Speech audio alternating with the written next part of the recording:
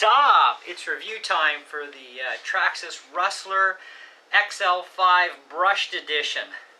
So I got this at Best Buy the other day, and it was on for $249, and the day before, of course, $239. I mentioned this in the unboxing that, you know, I asked them for the $239 price, and they gave it to me for it, so definitely worth it. Now, of course, we talk Canadian dollars on my channel. And anyhow, so I took it out today, gave it a bit of a good beating there over at the church parking lot, so check out the Made and Run video. There will be many more videos to come, of course, and in the fall I'm going to be starting to do upgrades on this as well as my Slash and any other RCs that I buy between now and then, because I figure, you know, if I can afford it, then I'm going to buy a new machine every week. If not, once every 2 weeks. So we'll keep going as we can anyways. So this thing is 2.4 gigahertz. Not too long of a tube, which is nice, but still very unnecessary, as we all know. I mean, come on, 2.4 gigs, right? We don't really need aerials this long anymore. But that's the way it goes, and you can fold the tube under if you want to. For now, I'm leaving it stuck out. It does come with a 7-cell, 3000 milliamp Traxxas NIM pack. Now, runtime is about a good 20 minutes, actually, with the stock gearing. That's right stock out of the box. When I did the Made and Run, I did not put in the speed gear at all. I just left it stock, and I beat the hell out of this thing. Even my wife took it for a couple spins, and she just laid into the throttle. And, you know, even the motor temps, it barely even got warm at all. Same as the ESC, didn't even hardly get warm. So that was actually really good. So pretty impressed with the gearing ratio they've chosen for stock on this thing. I'd have to check the book to see what the stock pinion is.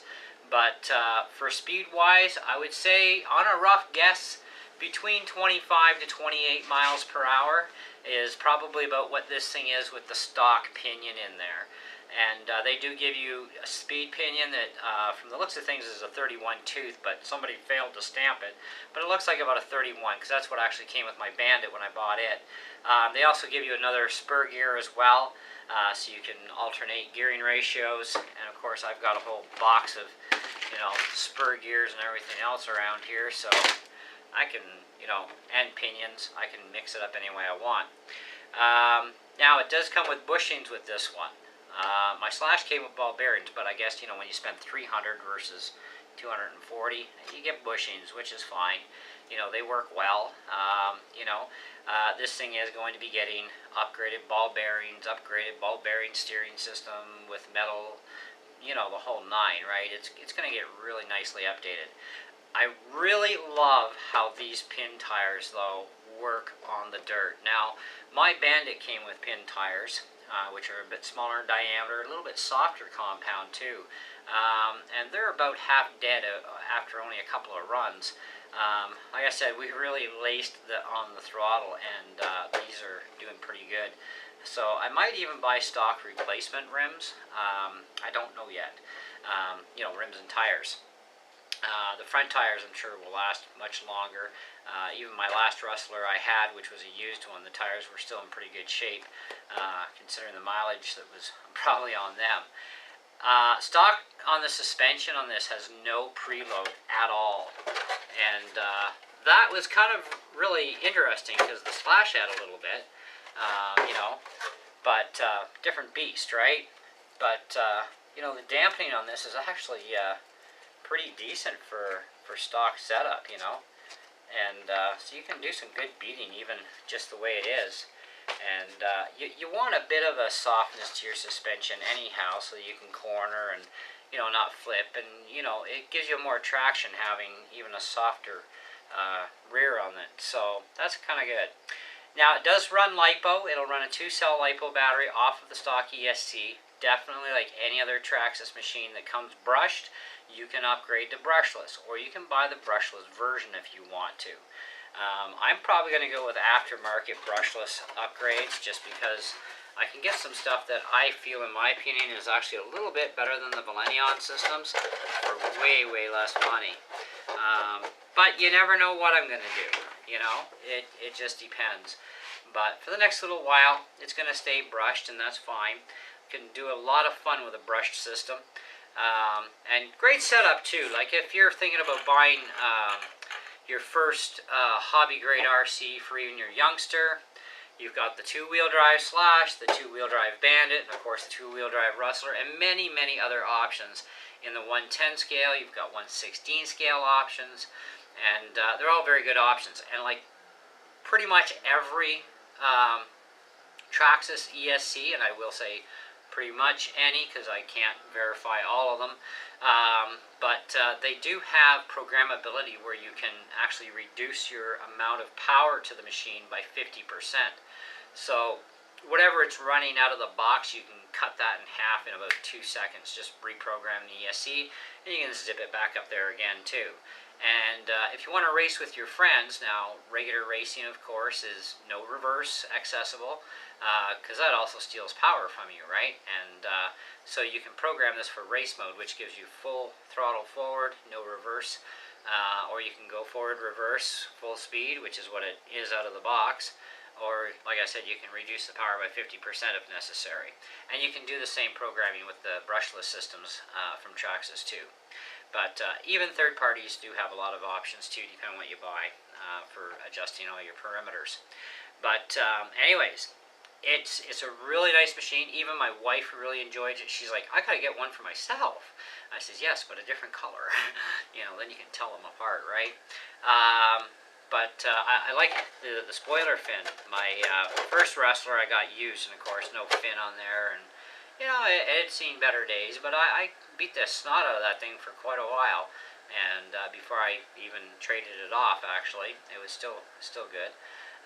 But I thought, you know what, I really would love to have a brand spanking new one, you know, one of these days, and so I went and I bought one, and I got the brush just because of the budget, and I can upgrade it, so who cares, you know, no big deal.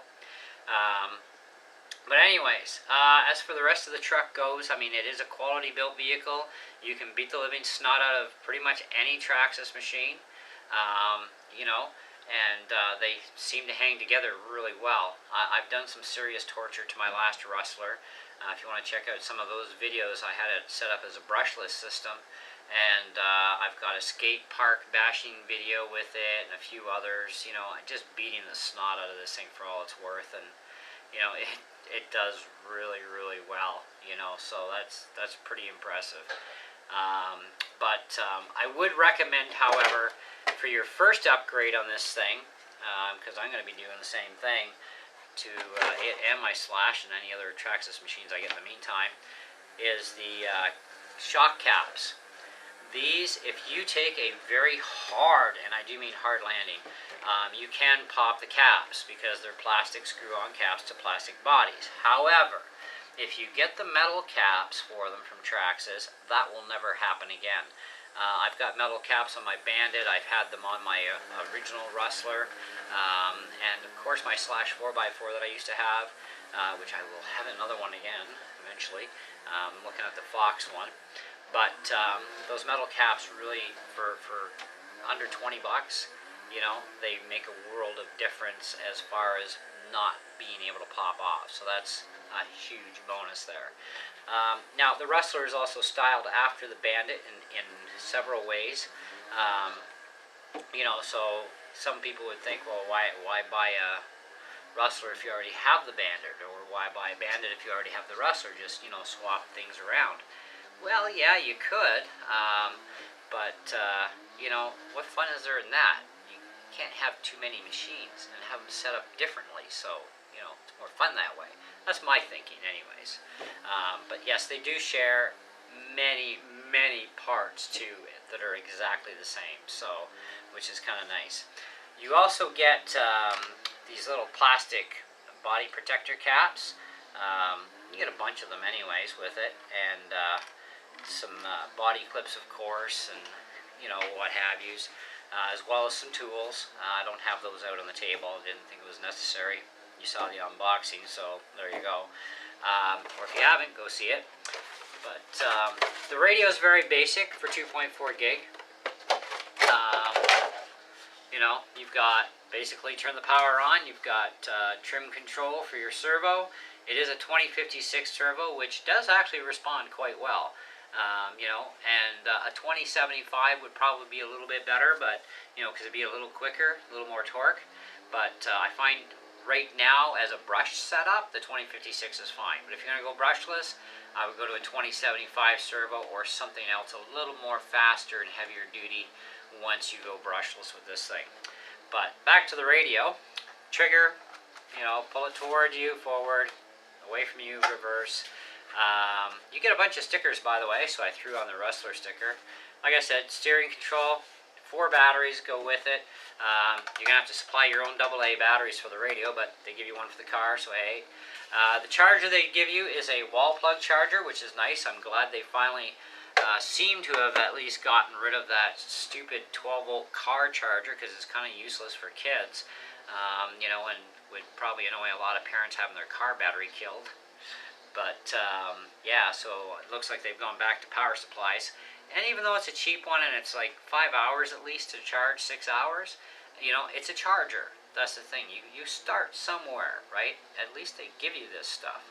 I will down the road be running lipos in this pretty much full time.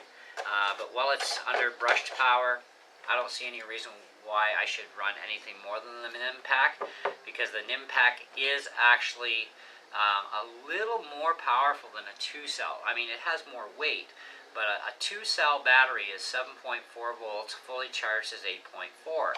This is 8.4 before it's charged, and it runs out to around almost 10 volts fully charged.